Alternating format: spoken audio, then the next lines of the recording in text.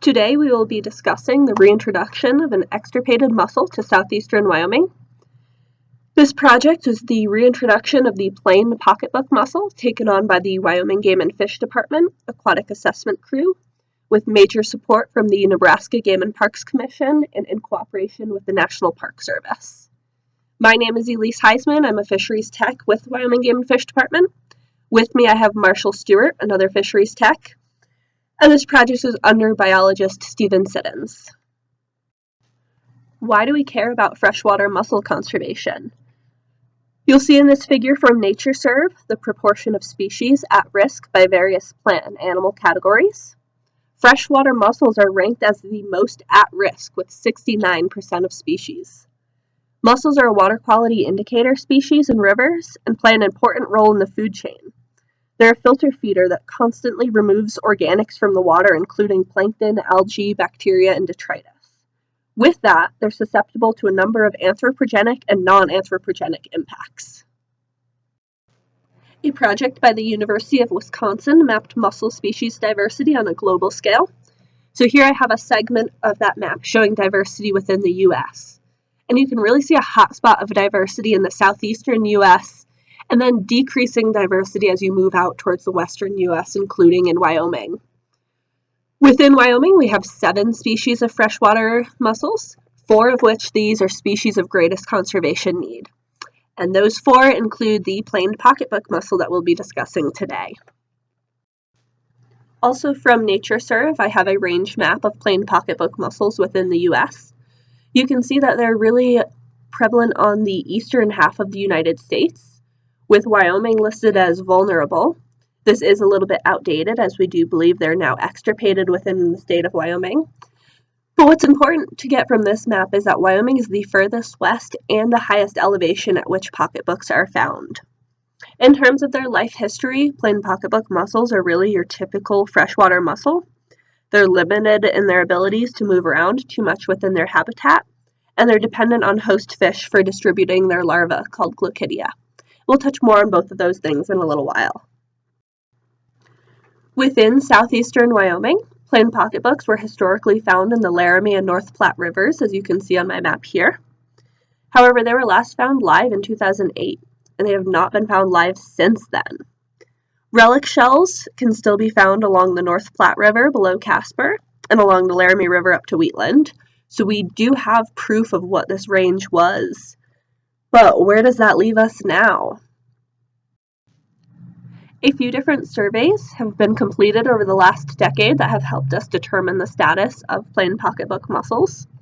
Game and fish biologist Phil Mathias completed extensive freshwater mussel surveys between 2011 and 2014. When he published in 2015, he shared that only the shells of plain pocketbooks had been located, but no live specimens.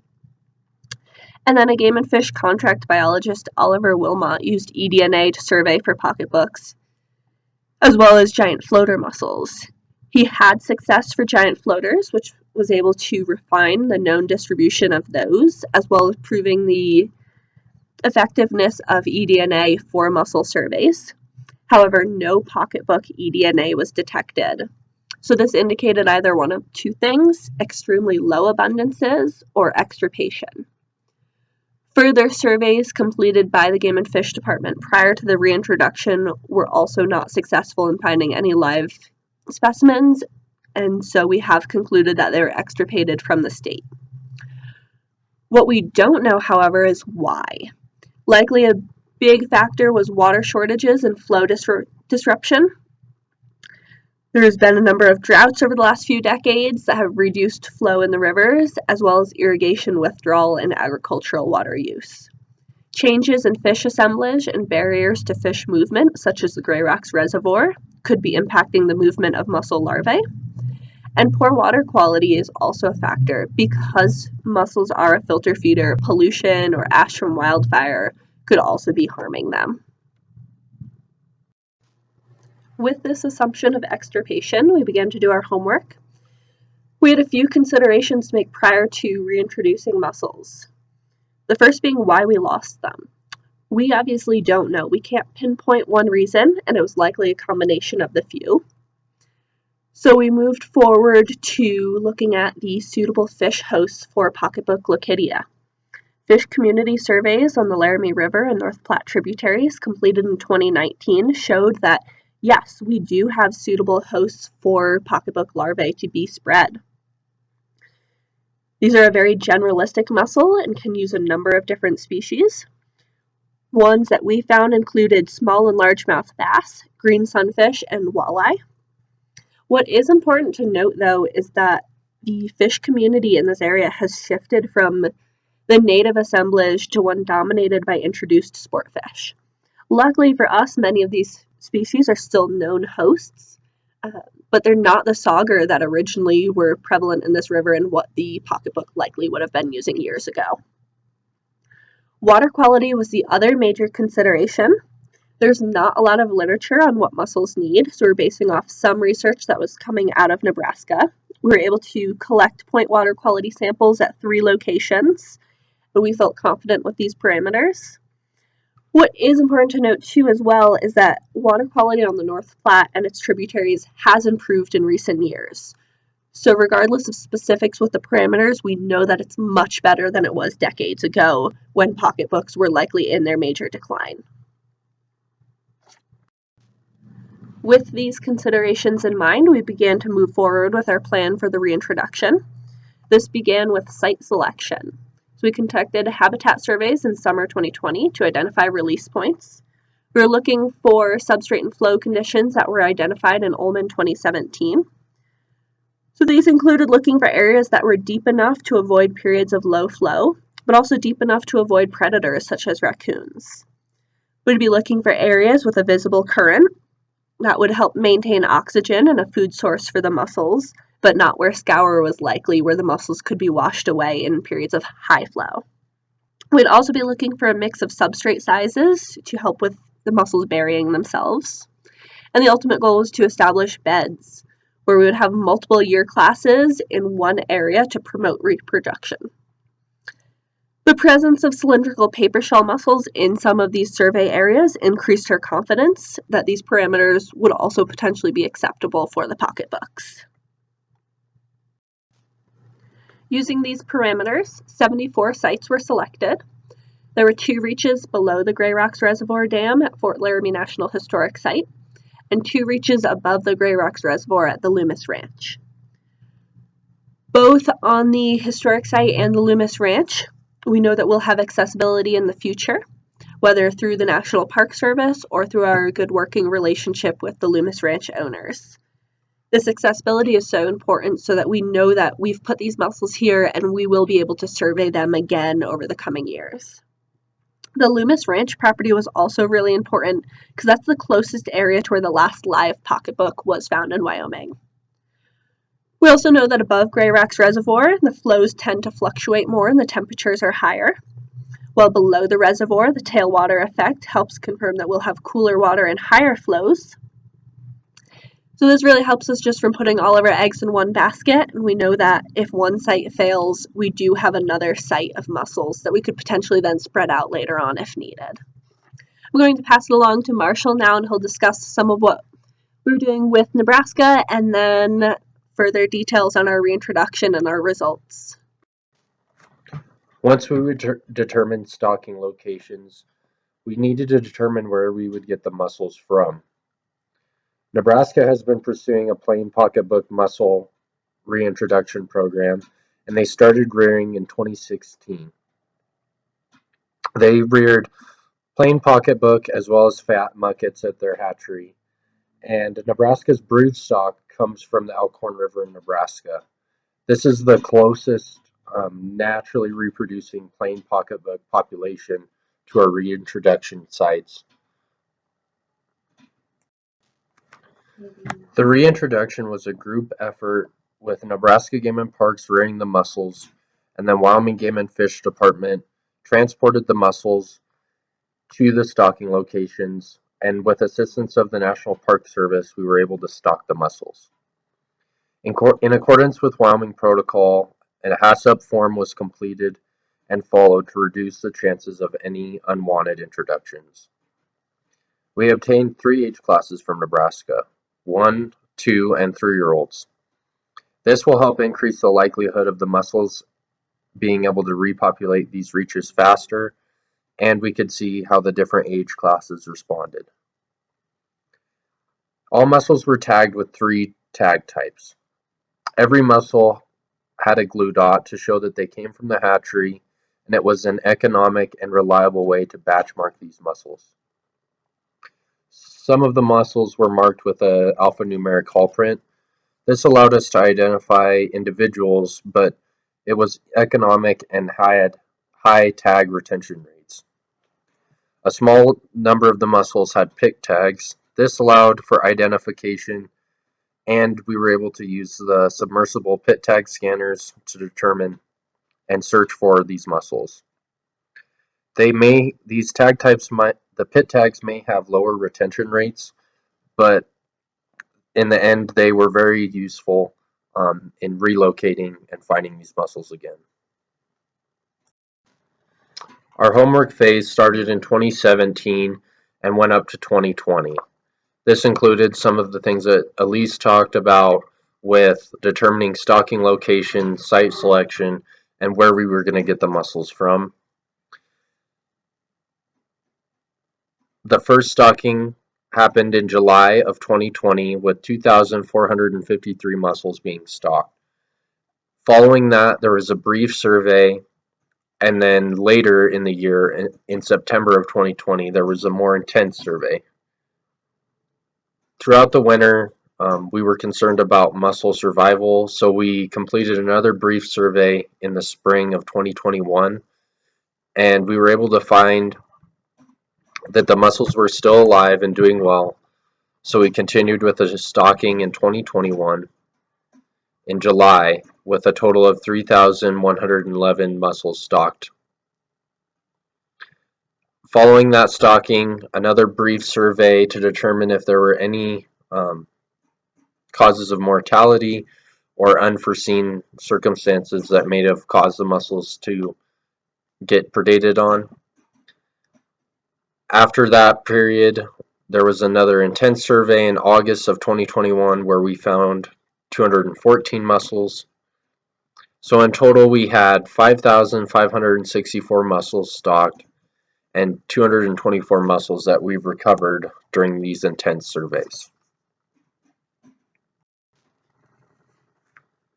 Our survey methods included visual surveys the days following the stocking events. We were looking to see if there were any major losses, possibly to raccoon predation.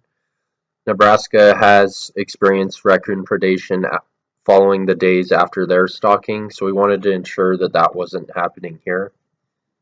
But the major intense surveys happened in the fall, and the fall of 2020 sampling included using snorkeling equipment and view buckets. That was completed by 4 people over 2 days, and we were only able to find 10 mussels. In the fall of 2021, however, we used a new method, and we completed it with 6 people over 2 days using 2 submersible pit tag scanners, and we were able to find 214 mussels. The known beds were scanned, and the mussels were dug up by hand still, as in how they were dug up using the snorkeling method. And then they were measured and replaced back into the same beds that they were. Our survey results. These figures display the growth that we saw of the pocketbooks at the lower Loomis and upper Fola reaches. The x-axis represents a timeline of dates, and the box and whisker plots represent the values and varying lengths of individuals measured on those dates. The first 2 box plots represent the stocking date, while the second 2 box plots are the sampling events. Only individuals that were found on a sampling date are represented in the stocking box and whisker plots.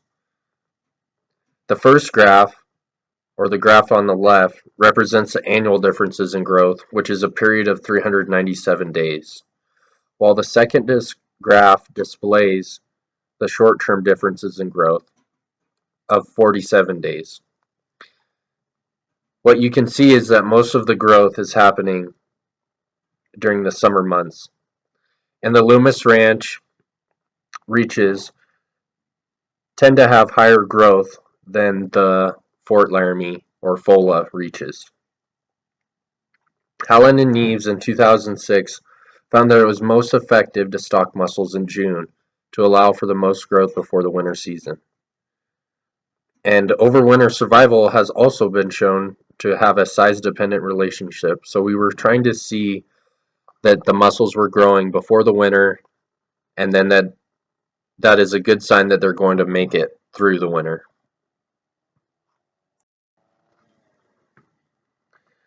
As I said earlier, the Loomis Ranch experienced higher growth, and we attribute that to higher and more fluctuating temperatures.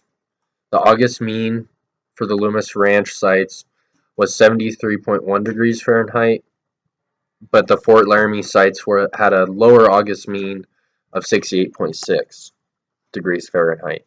As you can see in the graph, sometimes the temperatures reached well above 100 degrees and were consistently above the 80-degree temperature range.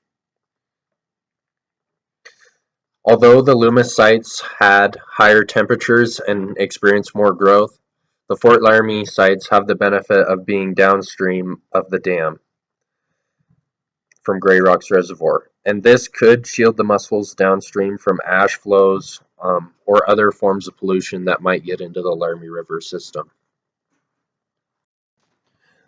Our survey takeaways. So in 2020, our fall survey takeaways are that our sampling methods were not very effective and captured only 0.4% of the population of mussels stocked. So we knew that we would like to get that higher for future monitoring purposes. However, there was little evidence of mortality and growth was measurable, and we were seeing growth at every site. Our fall takeaways in 2021 are submersible pit tag scanner, which is seen at the bottom image on the right, was much more effective at being able to find mussels, both pit tagged mussels as well as untagged mussels. In the digging process, we were able to find unmarked individuals as well. And from the mussels that were stocked in 2020, we were able to find a gravid female mussel that is shown on the next slide. Here's that gravid female mussel. You can see the developed lure with eye spots to attract fish hosts, as well as the gills on the inside. You can see that black line. The gills are enlarged and assumed to be full of Glochidia. And this aligns with our ultimate goal of establishing a naturally reproducing pocketbook population at these sites. Another success has been that predation has not been an issue, and the mussels that we stock are staying in the river.